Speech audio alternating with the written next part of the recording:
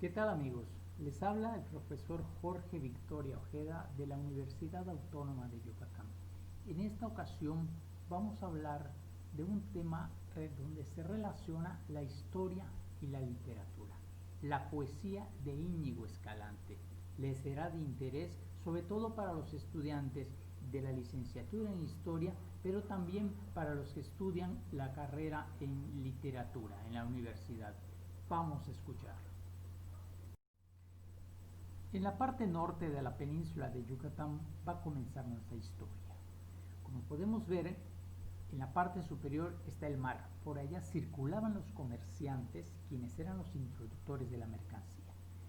Seguidamente, abajo vemos una línea costera y unos círculos, unos óvalos en azul y rojo que eran las vigías, que eran los puestos donde se debía celar el territorio y evitar el contrabando. ¿Sí? Y de esa parte costera a tierra adentro sería una tercera parte, una tercera región donde circulaba la mercancía, se distribuía la mercancía. ¿Sí? Entonces, este esquema geográfico nos sirve para representar la forma, o sea, el esquema geográfico del correr de la mercancía. Sigamos con la siguiente. Les hice hincapié en las vigías porque fueron las verdaderas puertas de entrada al contrabando. En las vigías, además del sujeto dedicado a vigilar el horizonte, habían unos sujetos dedicados a proveerle de alimentación. Esto no fue nuevo en Yucatán, puesto que este sistema de vigilancia fue reminiscencia tanto de los árabes como de los españoles del siglo XVI, ¿sí? Y luego nos llega a la península de Yucatán con ese tipo de vigías establecidas en las costas tanto de Iberoamérica como de la península de Yucatán. Con base a los documentos históricos que hemos encontrado, esta es la reconstrucción de una vigía, donde había una torre que alcanzaba cierta altura de 10 o 15 metros que servía para que el sujeto de arriba, supuestamente un español, otease el horizonte para descubrir a las embarcaciones que circulaban por la mar. Y abajo vamos a encontrar unas casas, ¿sí?, donde estaban los indígenas atalayeros. ¿Sí? Estas casas, y tanto las casas como la torre, podemos ver que es a la usanza de los pueblos indígenas. Y esto facilitaba que la construcción de una vigía fuese rápida, expedita y económica. En este sociograma, creado con base a la documentación histórica encontrada, vamos a señalar a los introductores de esa red clandestina de mercancía. Pero además de los que vamos a ver, vamos en forma descendente, el gobernador, el subdelegado, los alcaldes, ¿sí? Vemos también los militares, vemos caciques indígenas, vemos indígenas atalayeros y vemos gente de aduana. ¿Sí? Entonces, lo que es importante aquí es la relación que existía entre el gobernador, que en una línea directa, ¿sí?, le vende o le otorga el puesto al vigía. ¿Sí? Este vigía compraba al gobernador su puesto, pero en muchos casos no tenía salario. Entonces pregúntense ustedes de dónde una persona que paga 300 pesos por su empleo va a sacar para vivir si no obtiene un céntimo de salario. Pasemos entonces ahora al aspecto literario y volvamos a las vigías. En la vigía de Ixil, encerrada en este óvalo rojo, ¿sí?, va a estar Íñigo Escalante.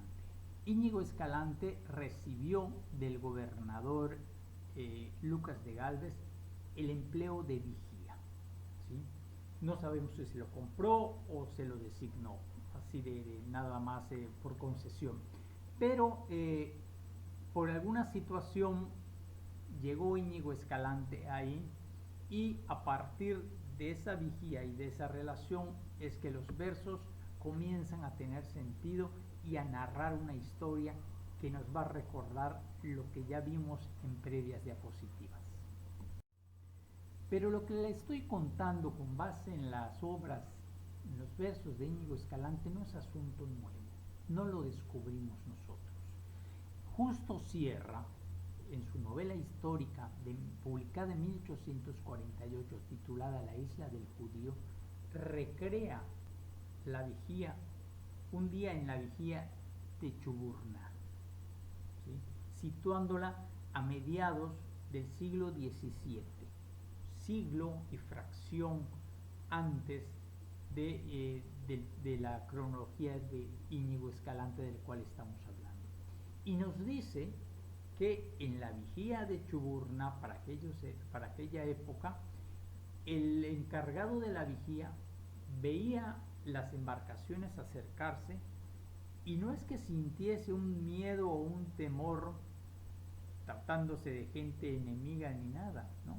Sino al contrario, lo invadía una gran satisfacción porque era ocasión de tener un contubernio con ellos en la introducción del contrabando. Y estamos hablando de 1848, situándola a mediados del siglo XVII, la historia del conde de Peñalba. Íñigo Escalante, a la vez de estar en la vigía de Ixil, desempeñando su puesto de vigía, también se dio a la tarea de dedicarse a la literatura, ¿sí? a realizar unos versos.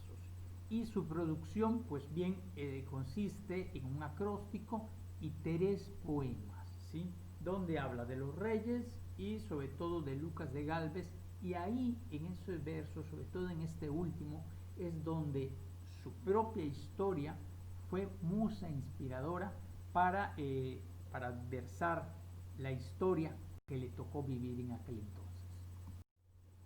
En sus versos, Íñigo Escalante nos sitúa en el contexto geográfico de su trabajo y así nos dice: las desdichas relatando de 2 mares cuyos bajos le atraen pena por atajos, el uno que siempre vela y el otro que le desvela, que es el mar de sus trabajos. Ahí ya nos está situando Íñigo Escalante donde desempeña su trabajo de vela. En otro verso, Escalante le solicita al rey, ¿sí?, el empleo de vigía en propiedad. Y la petición fue también en forma versada. Y ahí nos dice, entre otras cosas, ¿no? Bien sé que lo concediera por justiciero y piadoso, si mi quejido penoso en tribunal se oyera, o quizá no se pudiera, aunque mérito me sobre. No quiero que por mí se obre cosa que parezca injusta. ¿Quién sabe si Dios no gusta que yo deje de ser pobre? En esta última parte de que yo deje de ser pobre, deja ver que ser el encargado de la vigía es oportunidad de salir de la precariedad a través de todas las relaciones que se van creando y las oportunidades de hacer alguna introducción del ilícito o alguna otra tarea no permitida, por ejemplo, con la explotación de los indígenas atalayeros. Escalante, al ser notificado que se le va a retirar de la vigía, ¿sí?, saca de su mundo privado para volverlo público unas noticias que sin duda alguna nos está diciendo, nos están dando notas acerca de la configuración de esa red clandestina de la que él formaba parte, ¿sí?, para la introducción del contrabando, y tal como lo hemos visto en el aspecto histórico en diapositivas pasadas, nos versa: vigías y subdelegados, jueces de los partidos, Sois también los ofendidos y gravemente agraviados, pues estando sosegados sin sobresalto el menor, y esperan el sinsabor de los tragos tan amargos, de refrendar vuestros cargos por causa de un vil traidor. La historia de Íñigo Escalante está versada. Entonces, su musa fue precisamente la serie de problemas que le atrajo la llegada del nuevo gobernador y la retirada del supuesto de vigía, ¿sí? Entonces vemos cómo se entremezcla la historia contada en la primera parte de las diapositivas con la literatura, tanto de la novela histórica como de los versos de Íñigo Escalante. Es el único caso que hemos encontrado para Yucatán y que bueno, espero que les sea de utilidad y que se regocijen ustedes con la lectura de estos versos. El texto lo pueden encontrar en el libro Los versos de Íñigo Escalante, poesía testimonial de la colonia en Yucatán, de Jorge Victoria Ojeda, publicado en el 2017. Hasta luego.